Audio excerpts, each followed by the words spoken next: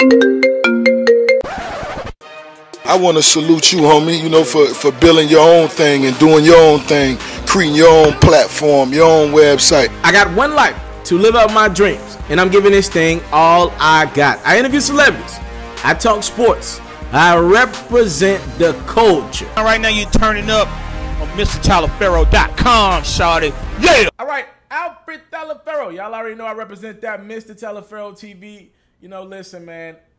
All my life, I've dreamed about being able to have moments like this with legendary figures like the one that I have on the line right now. Ladies and gentlemen, 3-6 Mafia is one of the biggest groups to ever touch rap music. And I have one of the lead members from the group from the past, like one of the first people ever doing this thing on the street trap level, whatever you want to have it. This is a legendary moment on my platform, ladies and gentlemen. Crunchy Black is on the telephone line. Crunchy, sir, how are you doing today? Oh, man, you already know I'm doing good, man. Chilling like a villain right now. Yo, so Crunchy, first and foremost, pleasure is all mine. I'm truly honored to have you on the phone. Sir, what have you been up to? Like, what's life like for you right now? Oh, man, it's still great. You already know. Just been sitting back, you know, working on a new album. Pretty much through with it right now, the crunch time, you know what I'm talking about? So basically, I just been in the studio working like a fool, you know what I'm talking about, trying to get a fan something good. So are you in Chicago right now? Are you working out of Chicago? Yeah, I'm in Chicago right now. So what are your roots with Chicago? Like, why Chicago? Why are you located there, if you don't mind me asking? Well, you know, I had got in a little trouble back a year or two ago, you know what I'm saying? So I had me and my manager kind of, you know, dealt with the trouble and got them to send me down here because I had to do probation and shit. So they were going to either send me to, you know, back to Vegas or, you know what I'm saying, to Memphis. And since I didn't want to go back to the spots that, you know what I'm saying, I probably had a little hard on this probation shit, I came down here. So I don't want to go too far in depth with anything you could have done. You want to speak on like where you at with it right now with the probation? Is everything going fine? Will you be good to go soon? Will you be? No, everything going fine. You know, I got a good probation officer. Thanks for the Lord. You know what I'm saying? God gave me a good one. He ain't give me that one of them probation officers that feel like they got to get at somebody who done did something probably wrong or something. So, you know what I'm saying? Mrs. White Cummings, you know what I'm saying? Big shout out to her because she been looking out for me and making sure everything good. You know what I'm talking about? So you post up in Chicago, right? And again, this was with you post up in Chicago, and now we're working on new music. Could you tell me a little bit where we're at with the new music? Why put out another project? You're a legendary figure. You can go perform your hit records for the rest of your life. Why even do new music and feel the need to give the fans new Crunchy Black music? Well, you know, when I got in that little trouble and shit, you know, I ended up, you know, going to jail. And while I was in jail, a lot of my fans was, you know, sending me letters and, you know what I'm saying, trying to tell me to keep my head up. They was going to be out there waiting on me and all that good stuff. So I just felt like while I was in there, I was writing music. So while I was in there writing music, I was kind of elaborating on what they was telling me and what they were saying to me in the letters and stuff. So I just went on and started writing a lot of songs and stuff. And when I got out, you know what I'm talking about, and came to Chicago, and my manager, you know what I'm saying, to stay out of trouble, so I wouldn't get in no more trouble, we just hit the studio up, you know what I'm saying, and dropped some of them songs. So now the album is like basically through, so I felt like, you know what I'm saying, let me, you know, give the fans what they was asking for. How has this probation stint, but I'm only speaking on this because it was very public. How does this probation stint kind of keep you away from some of the things in your past, like maybe drugs and everything? How has this latest stint with you and where you're at right now in the space you're in, how has this kind of kept you away from things that have maybe been a part of your past and might maybe tripped you up a little bit? Well, you know, it was basically part of what I wanted to do. And then, you know, I got a good manager, so, you know, he basically keep me out of all that little extra trouble that I probably try to step into or something that I probably would do. So, you know, and then I got, like I said, a great probation officer. So she just tried to let me know to stay in the studio and keep that going because for a minute I couldn't go out of town and do no shows. I couldn't do nothing. I was kind of basically stuck here. Only thing I can do is go to the studio. So basically that's how it happened, you know, to keep me out of the trouble or keep me away from a lot of knuckleheads and stuff. So we got to get into a lot of stuff that's happened present day with you. But first and foremost, for the kids out there who don't understand how legendary you are and what group you're a part of and what you've been able to create and how impactful you guys have been over the years, take me back a little, Crunchy. How did you get your start in music? What was like your upbringing in regards to music, and how did you get popping? Well, you know, my upbringing, my auntie and them used to sit at the house and group up and, you know, drink their little beers and play their little music and all that. And I was basically into listening to the songs they was doing. And I used to always say, hey, I'm going to start doing this. I'm going to do that. I'm going to listen to this music. I'm going to, you know, get the ideal of what I wanted to do. You know, a lot of times they say, we're not asked to be here, but we got a purpose for being on this earth. So I kind of felt like music was my purpose for being on this earth, to reach out to a lot of people that, you know, been in a lot of situations that I don't been in. And then after that, you know, hey, I used to do the Michael Jackson dance and all that. And then, you know, I ended up dancing out the train, you know, got the gangster walk kicked out, and everybody loved that. So I just kept going on with the dance. And then I met Paul, and then, you know, Paul was doing shows where he was DJing at folks' party and stuff. You know, I met up with him and we got together, and then, you know, he started talking to Coop, and, you know what I'm saying, Lord was there and stuff like that. And then that's God rest the dead. Yeah, rest in peace, Lord and Coop. And then, you know, in school I used to rap in the lunchroom, and when we leave the lunchroom to go to our classes, I used to have the whole school follow me to my class, where the principal said, I know what I can do. I can get everybody early in their class if I let you come straight from the lunchroom and rap on the intercom.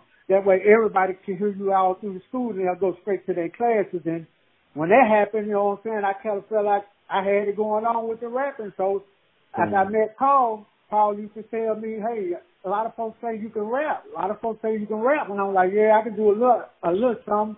So, you know, I Gotta Touch 'Em was my first song that I rapped on. I Gotta Touch 'Em. And, you know, I Gotta Touch 'Em went big. You know what I'm saying? It was one of the biggest songs too. So that's how I really got into the music, just hanging around Paul and, you know what I'm saying, my auntie them when they were doing their little thing and all that. But, you know, music been in my life a lot. You know, my daddy used to mess with Al Green and go to the studio with them, and then I used to be around them too. Yeah, so, you know, I just always loved the music. So wait, Crunchy, but what high school is this? What school are we at in Memphis, right? What school is this? Where we at? That was Colonial, Hamilton, and Sherwood, and what there was on one more school, because all the schools I went to, they pretty much let me do it over the intercom, because they felt like I was the reason why a lot of folks were late for class. You know what I'm saying? Airways. Airways. Okay, so we had Airways, Colonial, Hamilton, and then we had Sherwood. Yeah, Sherwood. Yes, sir. Hey, yo, fun fact, if I'm not mistaken, right, and I was very young, I probably was a baby. You used to live in North Memphis, like what's the street?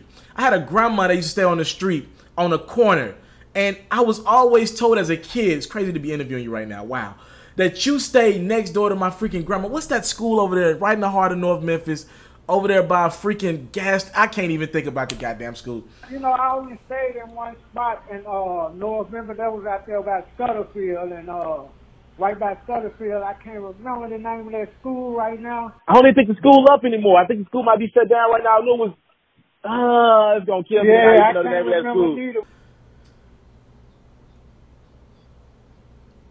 Okay, I got it. Yeah, that we at the right location. I got it for sure. That's there. That's crazy. So that was true. You really were. So again, we're in high school. You kind of make your way to the point where you link up with DJ Paul.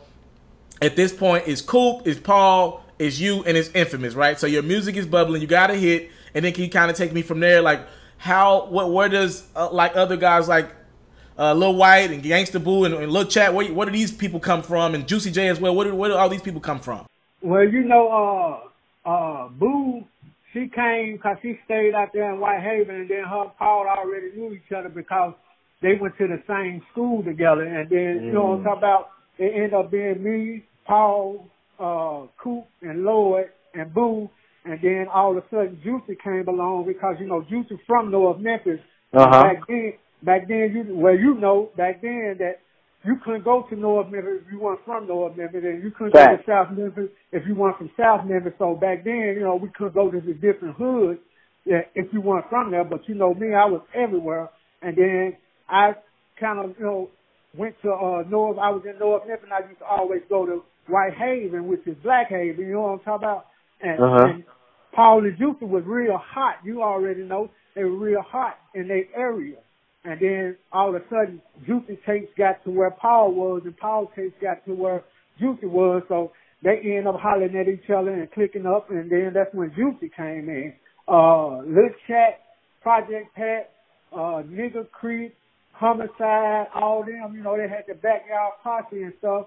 So they ended up clicking up with Juicy and Paul and doing the little music, and then that's when Gangsta Black, Lil Fly, and all them came from South Memphis.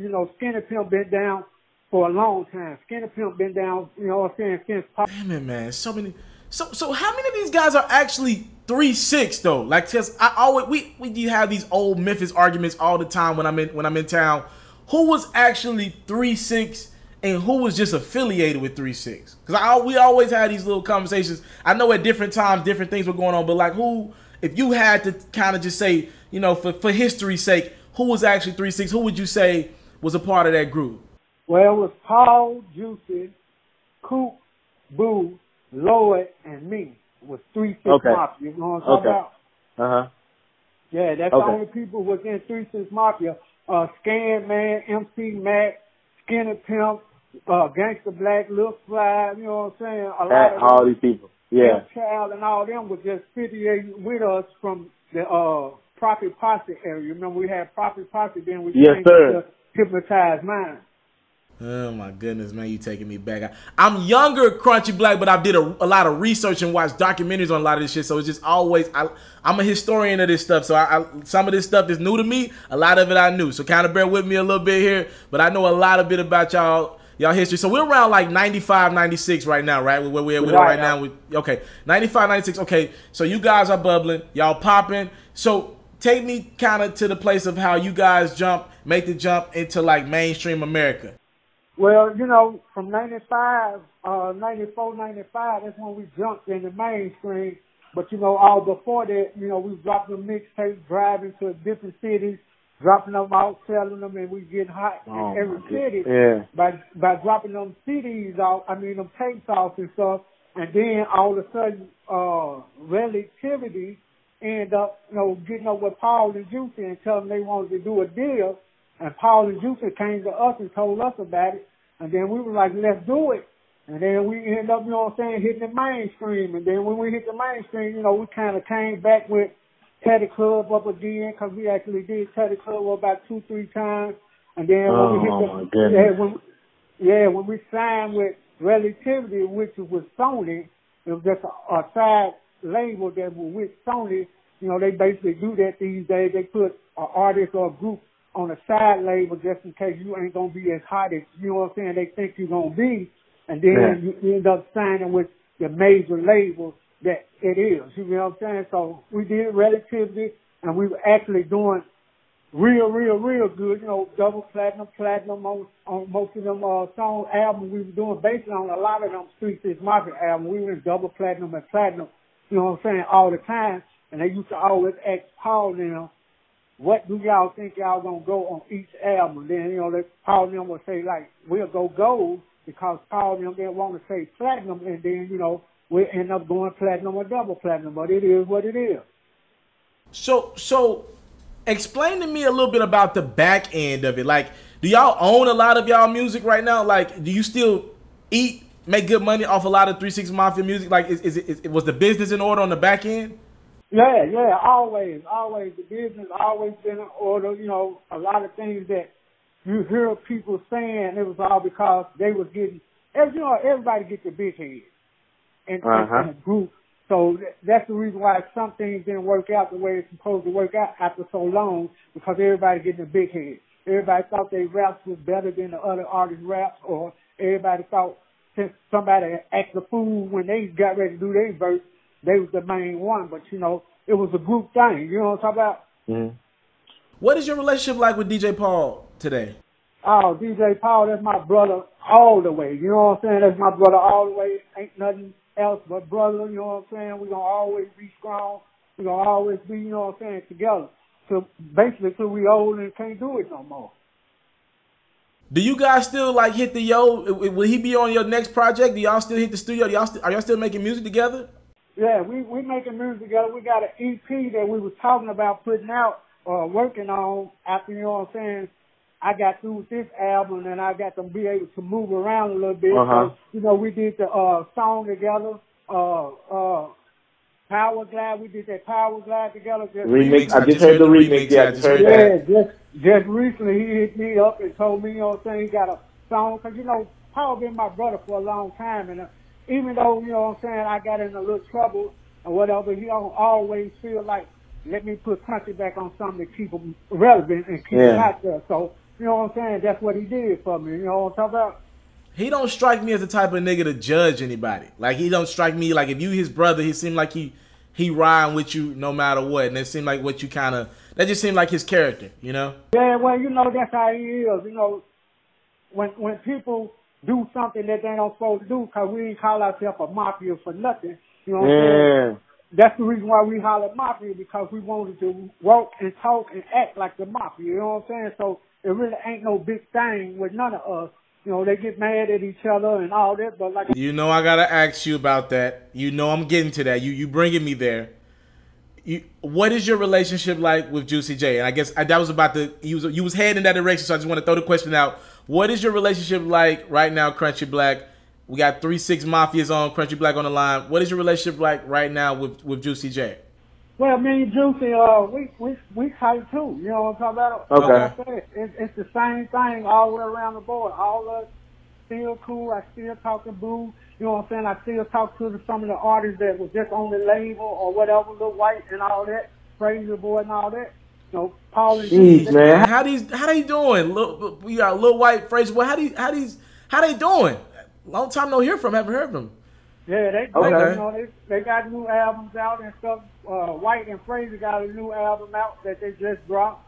I think it's called A Bar or something. But you know, everybody good. Everybody good, and we love to see each other when we get a chance to see each other, and we always talk. You know what I'm saying? So when you see your two brothers, who again you said it, y'all claimed the Mafia, and you know that was to the death.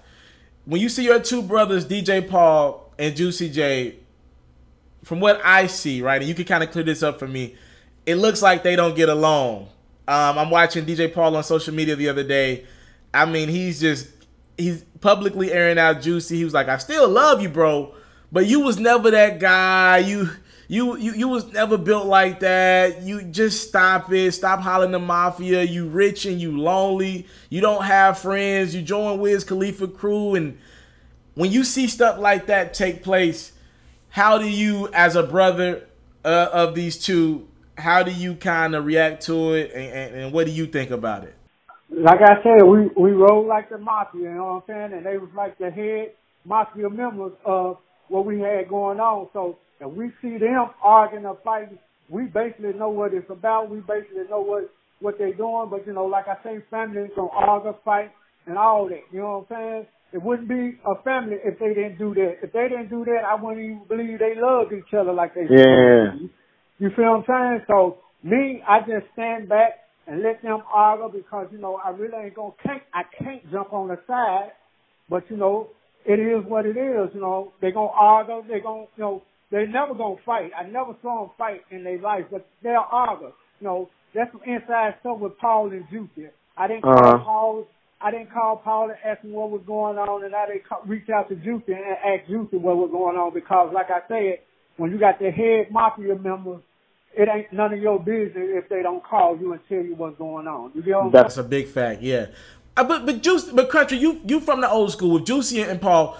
Country, would you just like to see them go in the backyard for 5 minutes and just whatever y'all got, put the gloves on, do whatever the hell y'all got to do. Let's just get over it. Because it always feels like if y'all got together today, as many people, because I got to ask you about people sampling y'all music because there's a lot of it out there right now. With as many people that's showing love and paying homage to y'all today, it just seems like it would make sense for y'all to put y'all differences aside, get together, and do some sort of tour, right? Because it seems like the nostalgia thing is winning right now. And again, everybody and their mama is sampling 3 6 Mafia's music right now. It doesn't just make a lot of sense for you guys to get together, and if they got to get in the backyard and fight it out, duke it out, whatever, to get on the same page, kind of the whole like we can make more money together than separate type thing. What you think about that? Well, I think they doing what they supposed to be doing because, you know, we don't really put our hands on each other. So they basically doing what they're supposed to be doing right now is talking crazy to each other, letting the people understand what's going on. For the ones who know us and for the ones who don't know us, they just have to wait till one of us doing an interview like this to get a little more info on what's going on or whatever. But, hey, man, they going to do that. And after this, get through happening with Paul and Juicy, y'all might do have a tour with all of us. You know what I'm saying? Because we really never, ever, ever did what they doing right now. You get what I'm saying? So basically, you know, Paul can do what he want and Juicy can do what he want, you know what I'm saying? And when they doing it, that let the other members know that, hey, there's something going on, and, you know, Juicy will sit back and think about what he done did or what he done said, and Paul will sit back and think about what he done did and he done said. And they got to keep on talking to each other. They run a business. You know what I'm saying? Regardless of Juicy Wade over there and Paul Wade over here, they run a business. They still cashing checks.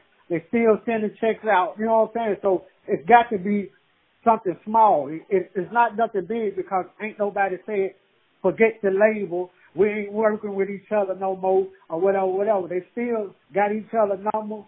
I just feel like, hey, if that's what they got to do to make things a little better for all of us, and we get back out here and make some of this money, you know, I'm gonna let them do it. So again, just for clarity, you would for sure be down with a tour, but in regards to everybody else, it's just about timing and them getting together and selling in some of their differences to kind of see if this tour would ever happen. Right. I'm game, Boo game, you know what I'm saying? The White Nail game, you know, Project Pat Nail game, everybody game, but we still got to wait till the main people earn out what they earn out to put this together. You know what I'm saying? Because, you know, Project Pat put a little tour together with Gangsta Boo and Lil White, Crazy Boy, and Lil Chat, and, you know, they've been doing their little thing on that tour, but, you know, ain't no tour big enough unless Paul and Juicy put it together. Last question about Juicy, then we're going to kind of hop off. I got to talk more about you. With Juicy, was there ever any bitterness towards him when he was having his moment? He's kind of cooled off a little bit now musically, but around, I would say maybe 2013, 2014, Juicy was one of the hottest artists in the country. Like, was there ever any bitterness like, yo, you didn't kind of ventured off and become this mainstream star, and it's like, yo, where's I don't know. Was there ever any like bitterness towards Juicy? Didn't he have like the record with Taylor Swift, if I'm not, or Katy Perry and Taylor Swift? You know what I mean? Like working with some of these huge stars. Was there ever any bitterness like, yo, we the Mafia forever?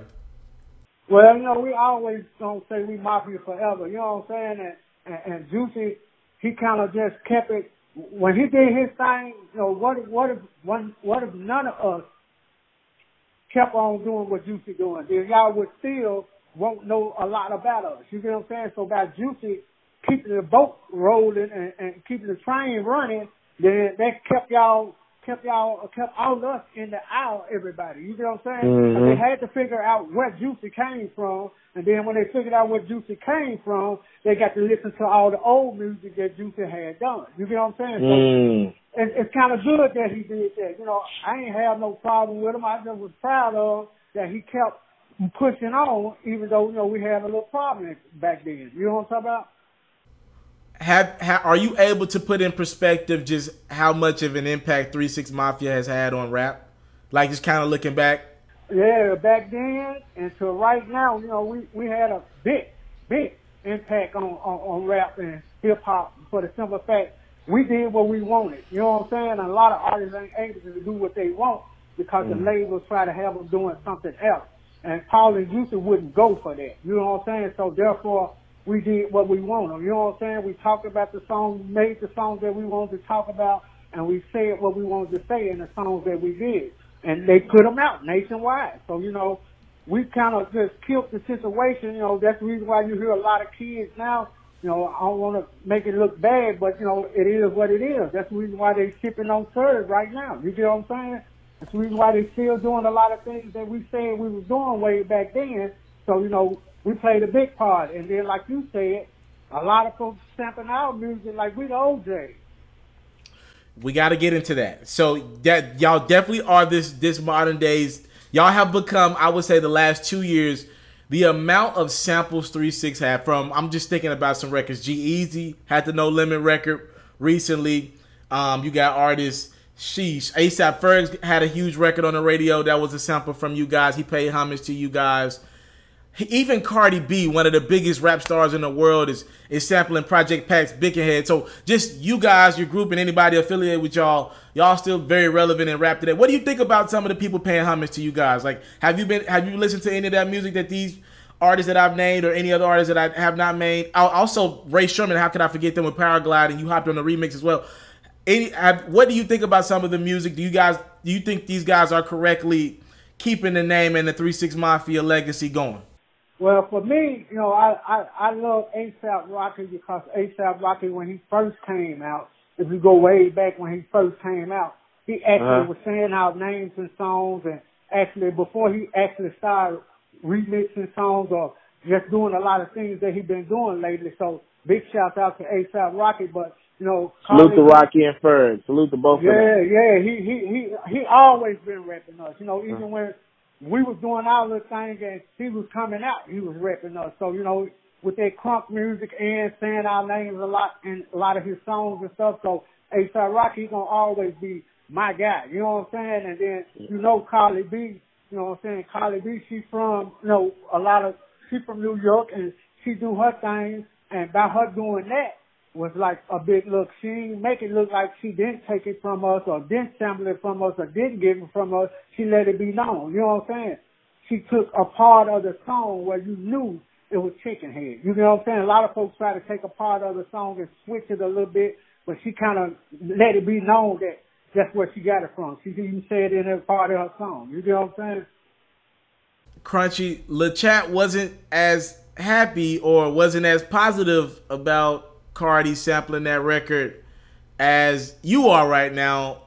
Have you had conversations with her?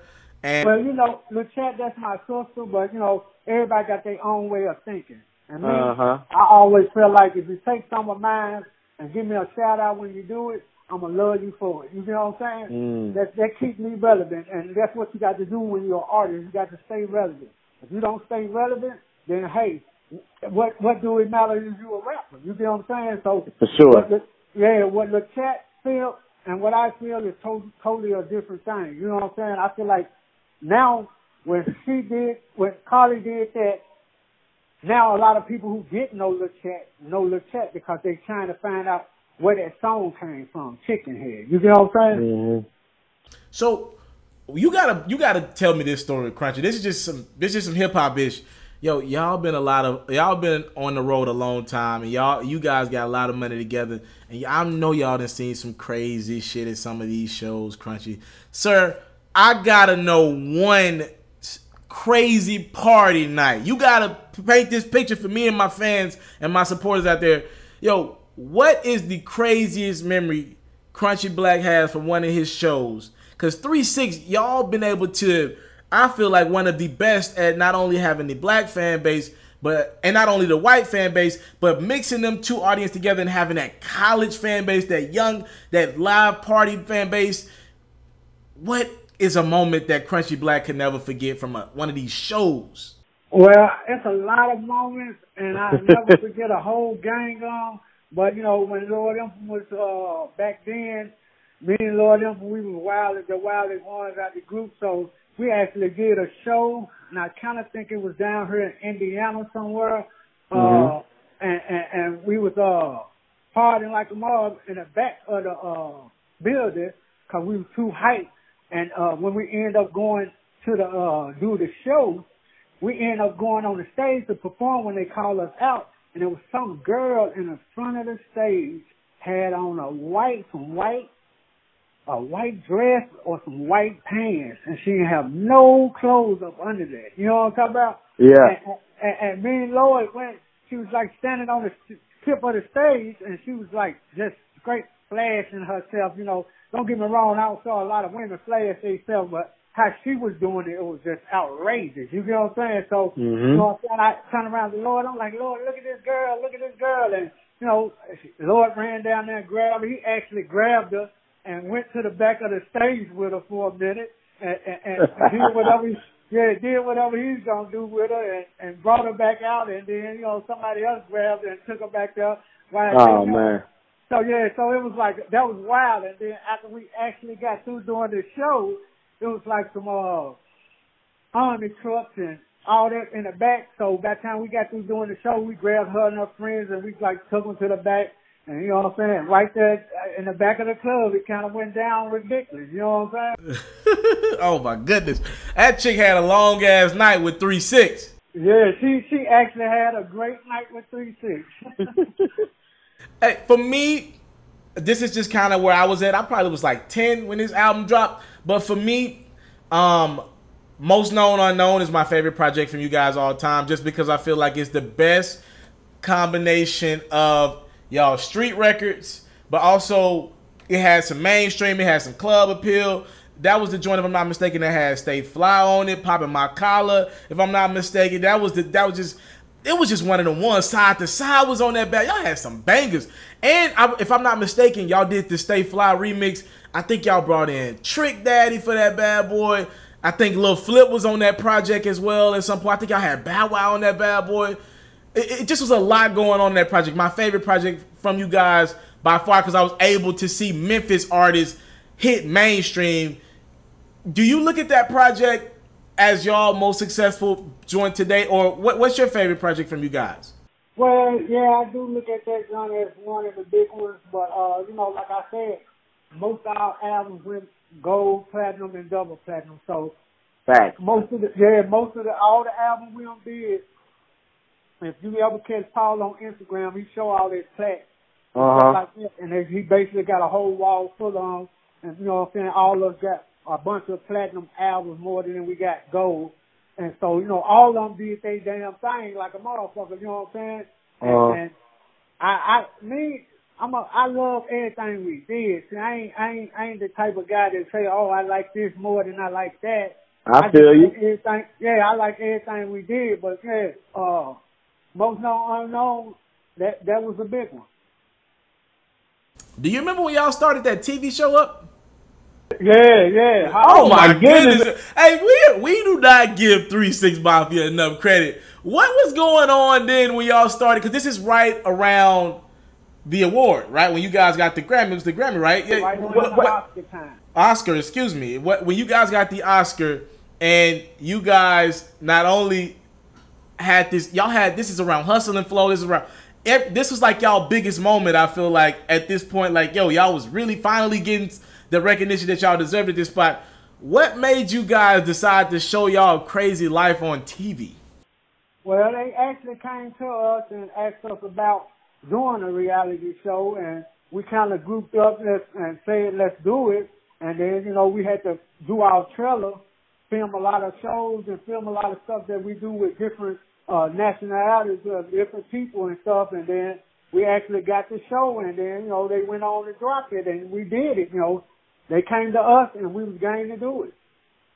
Hey, wasn't it like a random spot where you just kind of went MIA on the group? That was like a rumor when I was growing up. Was that a real thing? Did that really happen? Like, you just left the group randomly? Like, could you clear that up? It really happened. It really happened. You know, like I say, everybody in the group, you know, feels some kind of way after so long. You get what I'm saying? So I was kind of feeling some kind of way when it was just me, Paul, and Juicy. And I seemed like, to me, it seemed like I was doing everything that the other artists wasn't doing, and I feel like I wasn't getting enough appreciation from it, so I ended up, you know what I'm saying, running off, or whatever you want to call it. But, you know, it's still always been love. I remember one time you said this jail shit ain't shit to you. Do you still feel that way? Well, you know, I'm one of what you call a real street nigga, so, you know, Thanks. no, I don't want to go to jail, or no, I don't want to be in jail, but if I do something that results to me going to jail, no, it ain't shit to me. You know what I'm talking about? Okay, I want to clear some things up. You know, there were some rumors out there, and my job as a reporter to make sure any of these like folk tales, we make sure we got some clarity on that. We got Crunchy Black, Memphis' own, 3-6 Mafia's own on the line. Now, this new music, could you please promote the new record and tell me just exactly where can we find it at? Well, right now, you know what I'm talking about, next month on the 1st, we'll be sending it out to all the DJs, all the record labels, all the stations, all the internet stations, everywhere, you know what I'm talking about, to get the new single to y'all, which is Get It Right.